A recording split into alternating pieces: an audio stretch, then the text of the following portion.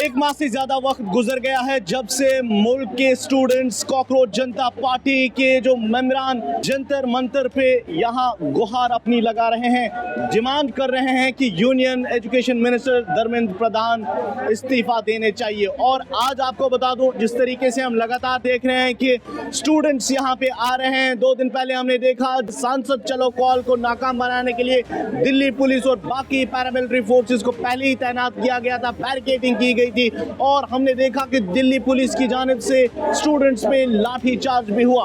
और इस वक्त आपको बता दूं कि जहां मैं इस वक्त जंतर मंतर पे मौजूद हूं, 1 माह से ज्यादा वक्त गुजर गया है जब से यहां पे कई स्टूडेंट्स इंडिविजुअल लेवल पे हंगर स्ट्राइक में बैठे हुए हैं। अभिजीत दीपके की सेहत जो है बताया जा रहा है कि थोड़ी खराब हो गई है, जिसकी वजह से उनको हॉस्पिटल लिया गया है। और बाकी जो स्टूडेंट्स हैं जो हंगर स्ट्राइक पे, उनके वाइटल्स भी जो है खराब हो रहे हैं। लेकिन यहाँ जिस तरीके से हमने कल भी देखा, एलओपी राहुल गांधी की जानिब से और बाकी जो कांग्रेस के लीडर्स थे उनकी तरफ से वजीर आजम की जो रेजिडेंस है उसके बाहर एक बड़ा प्रोटेस्ट किया गया। उसके बाद हमने देखा राहुल गांधी को पुलिस ने डिटेन भी किया था। लेकिन जो संघर्ष इस वक्त स्टूडेंट्स का जारी है वो आप देख सकते हैं। यहाँ पे हजारों की तादाद में स्टूडेंट्स जो है वो यहाँ पे आ रहे हैं। स्टूडेंट्स के साथ साथ अब टीचर्स भी हम देख रहे हैं कि इस प्रोटेस्ट में शामिल हो रहे हैं। और जो डिमांड्स है,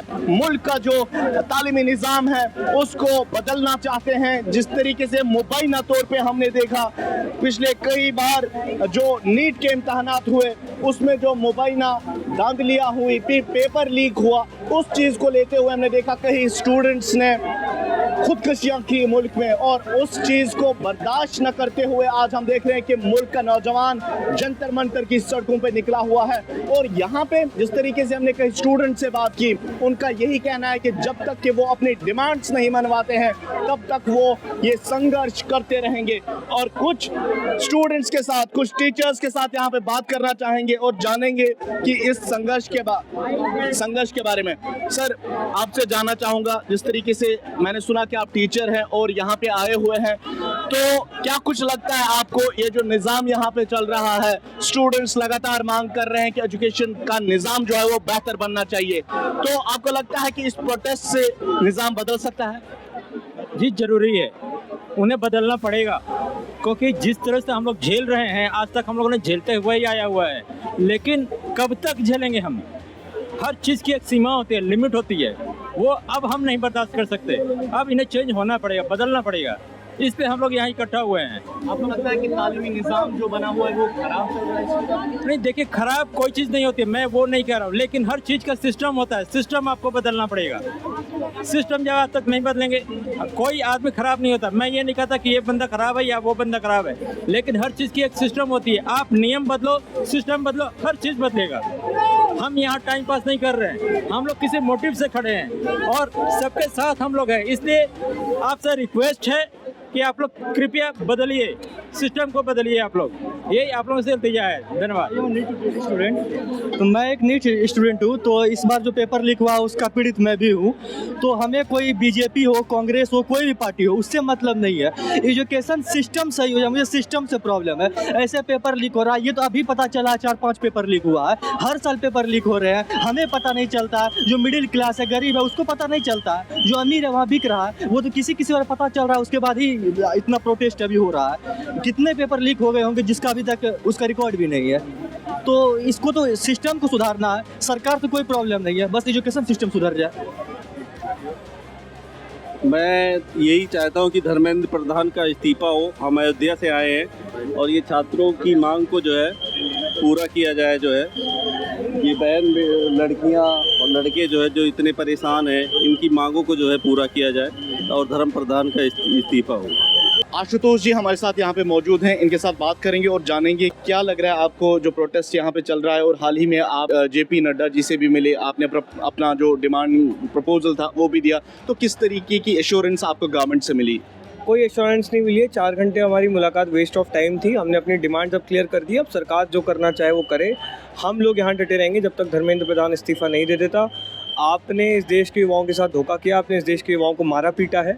अब हम पीछे नहीं हटेंगे, आपको इस्तीफ़ा देना होगा।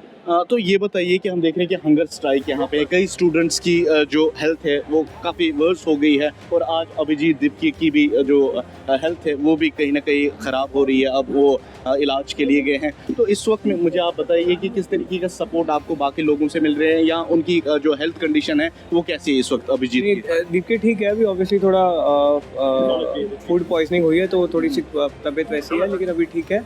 अभी बाकी लोग हमारे साथ हैं, हमारे सिर्फ 4-5 लोग नहीं, पूरे देश का युवा हमारे साथ है, तो उनके साथ मिलकर हम चीज़ें मैनेज करेंगे। तो नाज़रीन आपको बता दूं कि हम देख रहे हैं कि ये जो स्टूडेंट्स का संघर्ष है वो लगातार जारी है। अब हम देख रहे हैं कि इंडिविजुअल लेवल पे लोग जो है यहाँ पे पानी, खाना और बाकी जो खाने पीने की जो चीज़ें हैं वो यहाँ पे इन स्टूडेंट्स के लिए ला रहे हैं। नौजवानों की फिक्र इस वक्त लगी हुई है, ख़ासतौर पे वालिदैन की फिक्र जो लगी हुई है। हम देख रहे हैं कि इस भीड़ में यहाँ पे वालिदैन भी अपने बच्चों के साथ आए हुए हैं और यहाँ पे लगातार हम ये कवर कर रहे हैं। जंतर मंतर का प्रोटेस्ट आज 1 माह से ज़्यादा वक्त जो है वो गुजर गया है और लगातार जिस तरीके से हमने देखा था 21वें दिन जो है क्लाइमेट एक्टिविस्ट सोनम वांगचुक को जो है यहाँ से डिटेन करके सफदरजंग हॉस्पिटल जो है वो मुंतकिल किया गया था, जहाँ पे उनका इलाज मुआवजा जारी था। लेकिन यहाँ पे बताने की चीज़ ये है कि जो नौजवान मुल्क का है वो आज चेंज चाहता है, वो चेंज एजुकेशन डिपार्टमेंट में चाहता है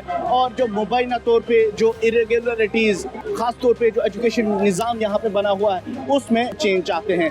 देखने वाली बात होगी कि आने वाले वक्त में क्या मरकज़ी सरकार इनकी डिमांड्स को सुनती है, इनको एड्रेस करती है, इनके साथ कोई बातचीत होती है, वो देखने वाली बात होगी। फिलहाल हम देख रहे हैं कि लगातार देश का नौजवान जो है वो यहाँ जंतर मंतर की सड़कों पे सरापा एहतजाज है।